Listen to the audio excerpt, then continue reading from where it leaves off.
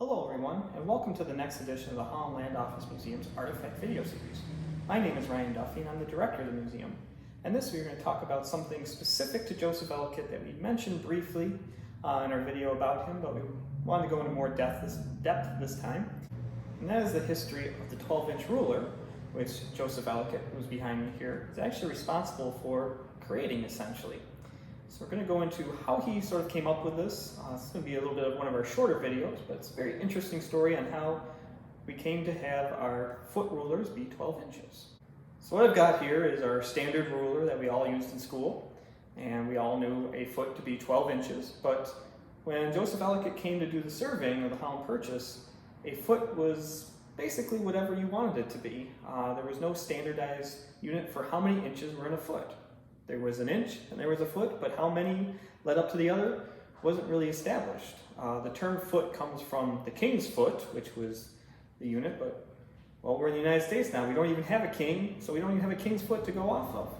So before undertaking the monumental task of his great survey, Ellicott set out to create a standardized unit that he could give to his workers that would allow them to more accurately measure out the Holland Purchase. So he set out and gathered all the rulers he could find, foot-long rulers that he could find, and laid them out and grabbed the ones that were more in agreement, so the ones that were closer in their measurements, and then took the median average. And what he came out to was 12 inches. So that's why he created a 12-inch foot ruler, and he made dozens of brass versions of something like this to give to his workers to use while they were out surveying. Now we don't have one of those original brass rulers. I wish we did and love to see one, but our wooden substitute will do just fine here.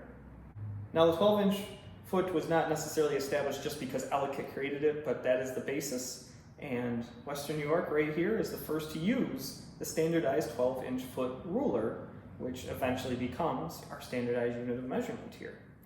So we actually have Joseph Ellicott to thank for that, on top of many other things. So in his own words, Ellicott described creating the 12-inch ruler as his standard unit of measurement. I have, in order therefore to perpetuate my standard of measurement, so highly important, affixed 12-inch rulers made of brass to the backs or covers of the several field books, by which all chains forever hereafter made use of in surveying those lands ought to be adjusted. So we hope that you enjoyed learning a little bit more about the history of the 12-inch ruler in this short little video. It's kind of cool that, hey, something we use in school every single day actually has its basis right here in Batavia with Mr. Ellicott. I hope you enjoyed this little video. It's a little bit shorter than our normal ones, but I think still very interesting.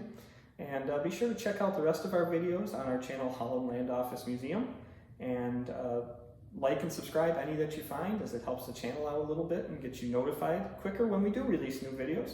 But as always, the best way to come and learn more interesting facts like the 12-inch ruler here is to come by the museum yourself, and we'll be sure to share even more information than even just what are in these videos.